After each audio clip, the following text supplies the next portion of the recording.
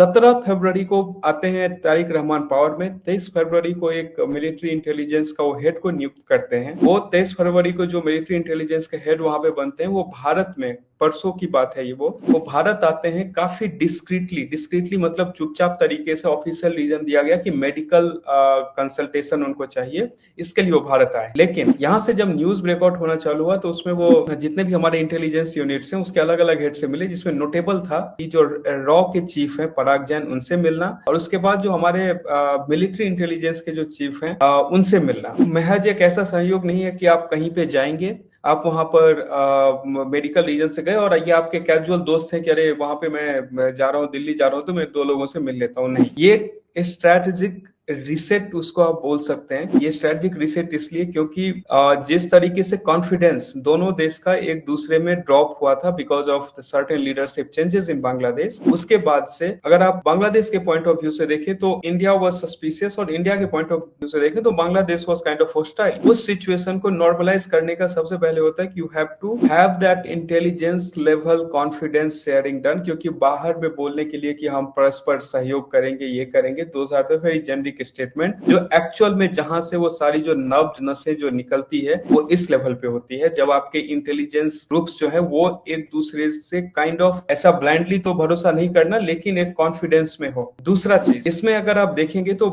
बांग्लादेश को अभी जिस सिचुएशन में जमात उसको घसीट करके, यूनुस उसको घसीट करके लेकर के आए, उस सिचुएशन में अभी बांग्लादेश को फिर से अपने पैर पे खड़े होने में उसको मदद चाहिए इन द सेंस उसको एनर्जी सिक्योरिटी चाहिए। मदद चाहिए इन द सेंस जब अभी पूरा ग्लोबल टर्मोइल मचा हुआ है ऑयल के अराउंड की, किसके पास तेल है नहीं है, उस केस में बांग्लादेश का भी हालत खराब है। उस केस में उसको एक सप्लाई चाहिए, और बांग्लादेश का प्रॉब्लम सिर्फ क्रूड ऑयल इंपोर्ट का नहीं है, उसके पास प्रोसेस्ड जो प्रोडक्ट होता है पेट्रोल डीजल, उसका भी प्रॉब्लम है, तो वो उसको चाहिए। और हर एक देश अपने ही में कन्फाइंड है, अपना रिफाइनरी प्रोसेस को खुद ही कंज्यूम करने में लगा हुआ है, तो वहां पर उसको हेल्प चाहिए। बांग्लादेश में सारे टेक्सटाइल और ये सारी चीज बंद हो चुकी, बहुत सारी चीज बंद हो रही थी, उसमें उसको हेल्प चाहिए, रॉ मटेरियल सप्लाई। और जहां तक याद हो एनर्जी सप्लाई में भी बांग्लादेश अदानी ग्रुप का बहुत दिन से बिल पे नहीं कर रहा था, जिसके बाद से वहां पे ऐसी नौबत आई कि बिजली काटना एंड ऑल, ये सारी चीजें चालू हो गई थी। और ये सब यूनुस, इकोनॉमिस्ट यूनुस